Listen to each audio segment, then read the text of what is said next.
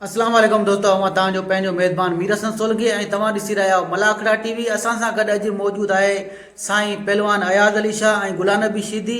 ऐं साईं अयाज़ शाह जेको आहे PS छा त उम्मीदवार आहे ऐं इलेक्शन में बीठो आहे।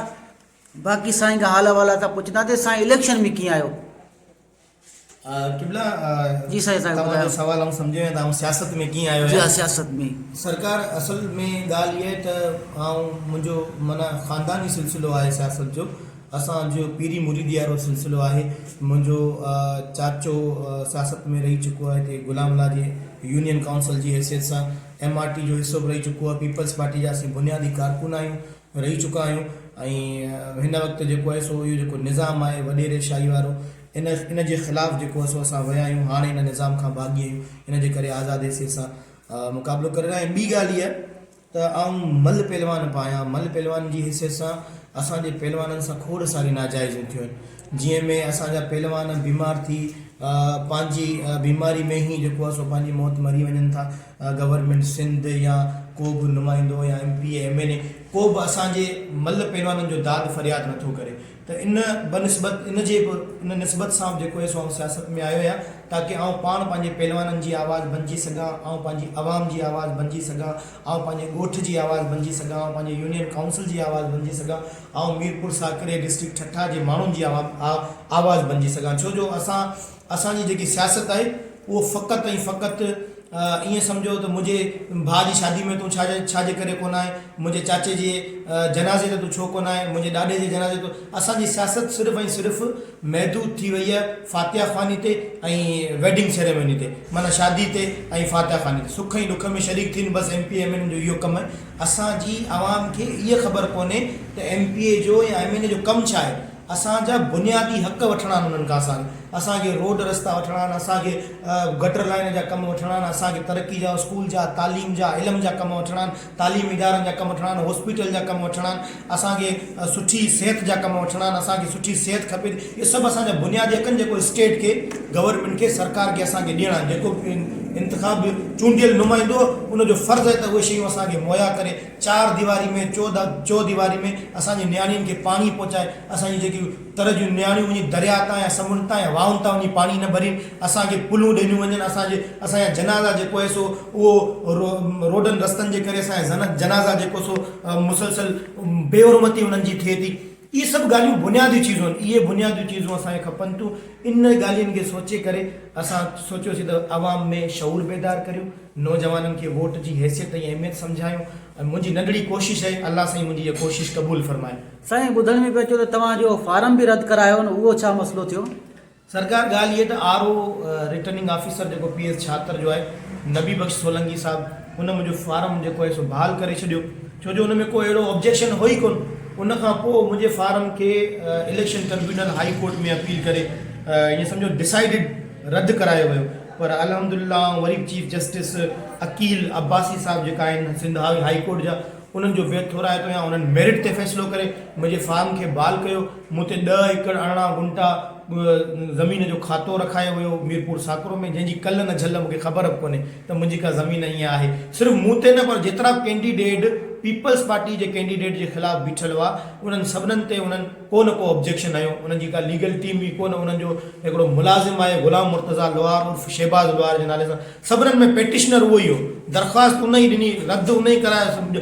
उन वटि इहे सभु कागज़ात कीअं आया, उन वटि इहे 7 फार्म कीअं पुॼी विया, उन वटि पिस्टल जा लाइसेंस कीअं पुॼी विया। हीअ सॼी हिकिड़ी सोची सम्झी साज़िश हुई असांखे रद्द कराइण जी तक़रीबन सभिनीनि कैंडिडेट खे, ताकी उहो अनअपोज़ माना बिना मुक़ाबले खटी सघनि ऐं बसि ॿुधाए सघनि त असां त वॾो ज़िले में कमु कराए छॾियोसीं, असां ज़िले खे पेरिस बनाए छॾियोसीं। ईअं कोन्हे क़िबला। असल में ॻाल्हि इहा आहे त MPA जो फ़र्ज़ु आहे असांजा टैक्स जा पैसा न। अगरि जे रोड ठारायूं त असांजे टैक्स में पैसनि मां ठाराईंदो, अगरि जेको तरक़ी जो कमु करे असांजे पैसनि मां ठाराईंदो। असां त उन थोरो कोन कयो आहे, बल्कि हुनजो फ़र्ज़ु आहे। असां अगरि कंहिंखे इंतिखाब कयोसीं हुनजो फ़र्ज़ु आहे। पर हिन वक़्तु असांजे वरी हल्का बंदी में असांजो इलाइक़ो चेंज थी वियो, मतिलबु हीउ हल्को चेंज थी वियो, मीरपुर साकरो में अची वियो। ही साईं हिकिड़ी पोस्ट असां ॾिसी जीअं त तव्हां लिखियो, हुन में तव्हांखे धमकी ॾिनी हुई। हा क़िबला, तरह तरह सां मूंखे जेको सो हिरासां कयो वियो।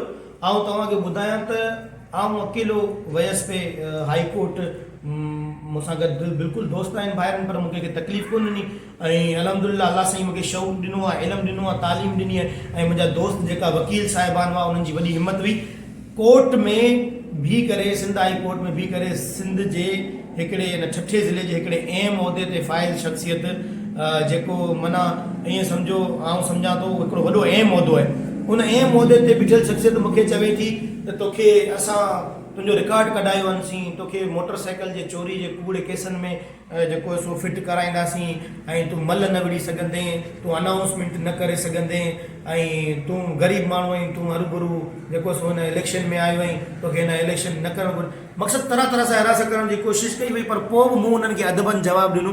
मुंहिंजो जवाबु इहो ई हो त अलाह पाक बहितर फरमाईंदो, छो जो जेकी राति क़बर में आहे सो ॿार नथी थी सघे। असां हमेशह तारीख़ दिलेरनि जी ठही आहे, बहादुरनि जी ठही आहे। अगरि जे आउं PS छात्र जे माण्हुनि जे लाइ शहीद बि थी वञा थो, अगरि जे मूंखे शहीद बि कयो वञे थो त आउं PS छात्र जे माण्हुनि तां, पंहिंजे ज़िले ठठे जे माण्हुनि तां क़ुर्बान थी वञा, मूंखे परवाह न आहे। पर मूंखे इहो मुंहिंजो ज़मीर सचो हूंदो त मूं हक़ ऐं सच लाइ आवाज़ु खईं। अलाह साईं मूंखे अगरि इन शइ में शहादत नसीब फरमाए त मूंखे क़बूल आहे। वॾी महिरबानी। जी दोस्तों, असां सां गॾु पहलवान गुलाम नबी शीदी आहे, जेको मल्ल एसोसिएशन जो ठठे ज़िले जो सदर भी है। बाकी उनका सदर साहब का पूछना थी। जी साहब असांखे ॿुधायो।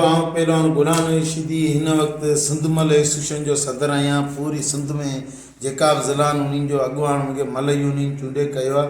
उन खां अलावा मूंखे वधि मां वधि त आउं मकली ते वेठो आहियां, जेको असांखे बाक़ाइदे सदा हयात मरहूम जलील मेमन साहब असांखे 5 एकड़ ॻोठ ॾिनो, जिते असांखे वेठे 20 साल थी विया आहिनि। अॼु ताईं असांखे न उते असांजा घर पकान, मस्जिदूं न असांखे रोड ॾिनो वियो आहे, न स्कूल ॾिनो वियो आहे। अञी वेठा आहियूं घर पकर, जंहिंखे 22 साल थिया आहिनि। 22 सालनि जे अंदरि जेके माण्हू रोड रस्तो न ॾिनो, उन्हनि मां असां कहिड़ी उमेद रखूं। स्कूल न 22 साल।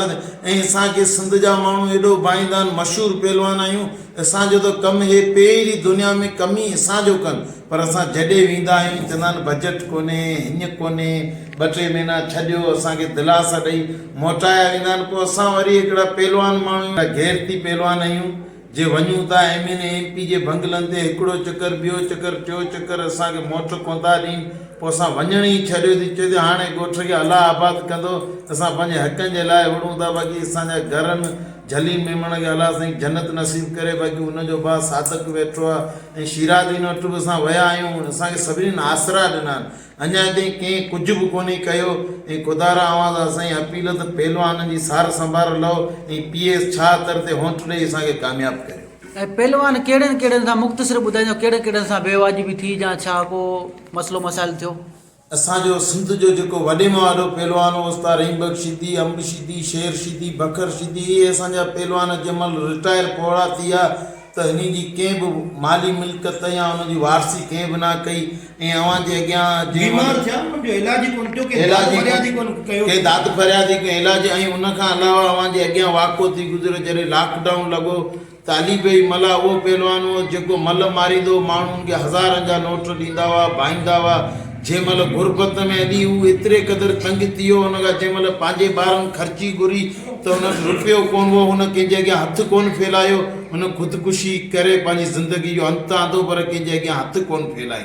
अली भाई मला जी ख़ुदकुशी न, हुन पंहिंजे ज़मीर खे मारे पंहिंजी जान ॾिनी, ख़ुदकुशी कोन कई। हुन वटि कुझु कोन हुओ, हू पंहिंजे बचे जी बुख न सही सघियो त हुन ख़ुदकुशी करे छॾी। वाइट भाई खीर खे कैंसर जी बीमारी हुई। हर माण्हू असांजी माली मिल्कत मदद कई, हाजी शौकत मलकाणी कई, पर हिते ठठे जे MN MP वॾेरे कंहिं बि असांजी मदद कोन कई। असां इन जे करे निकिता आहियूं त असांजी वारसी कना त असां कोन कर, असांजी वारसी कॾहिं इन्हनि कई कोन्हे। हाणे असां पंहिंजा हक़ विड़ी वठंदा। जी दोस्तों, मलाकड़ा TV जो पहलवान जो चैनल है। तव्हांजो पंहिंजो मेज़बान मीर हसन सोलंकी। ऐं मलाकड़ा TV ते जेके बि पहलवान अयाज़ शाह जी ऐं गुलाम नबी शीदी जी मुहिम हलंदी, इंशाअल्लाह असां मलाकड़ा TV ते हलाईंदासीं। मलाकड़ा TV पहलवाननि जो चैनल आहे। मलाकड़ा TV पहलवाननि सां गॾु आहे। ऐं इंशाअल्लाह जेकी बि पहलवान अयाज़ शाह जी मसलो मसाइल हूंदो, इंशाअल्लाह असां शेयर कंदासीं मलाकड़ा TV ते। मलाकड़ा TV खे लाइक ऐं शेयर करणु बिल्कुलु न विसारिजो।